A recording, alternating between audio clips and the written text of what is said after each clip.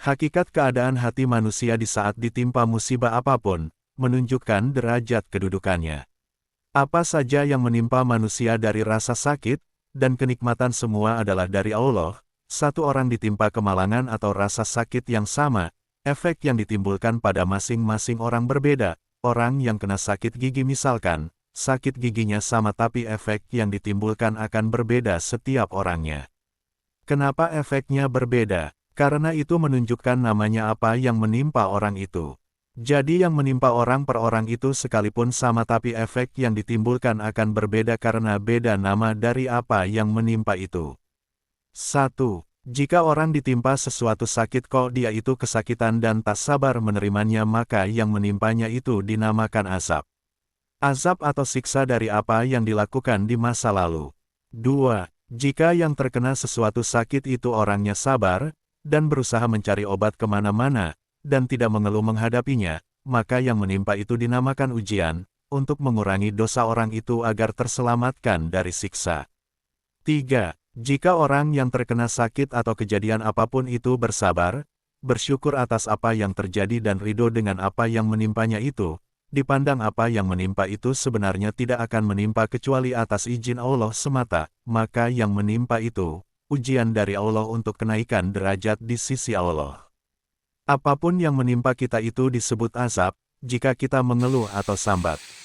Apapun yang menimpa kita itu namanya ujian, kalau kita sabar. Apapun yang menimpa kita itu namanya fadilah atau anugerah kalau kita ridho, rela dengan ketentuan Allah.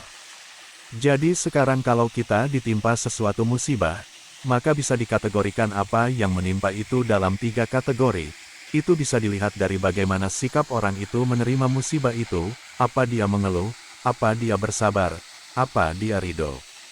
Jika saya bicara langit, sementara yang diajak bicara orang yang masih terperangkap di bumi, maka tak akan paham, terperangkap di bumi apa maksudnya. Maksudnya hatinya masih kumantil dunia. Untuk sampai kepada bisa melepas kumantil dunia, yaitu harus menapaki tingkatan langit, dan paling cepat untuk menapaki tingkatan langit itu dengan mendapat ujian. Loh kenapa harus dengan ujian? Karena ujian itu dari Allah, yang memberi Allah, jadi bebas-bebasnya Allah mau mengangkat derajat orang yang dikehendaki. Mau diangkat 10, 100, hak-hak Allah itu, siapa berani protes sama Allah dan itu hak mutlak Allah.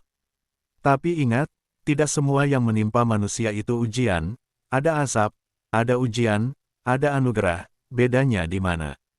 Di perilaku, halia orang yang ditimpa, misal difitnah, sama-sama difitnahnya, kalau marah dan tak terima namanya bukan ujian tapi azab, kalau sabar, namanya ujian, kalau ridho, namanya fadilah.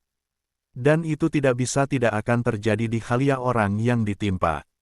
Ibumu meninggal misalkan atau ayahmu, kamu bagaimana sikapmu?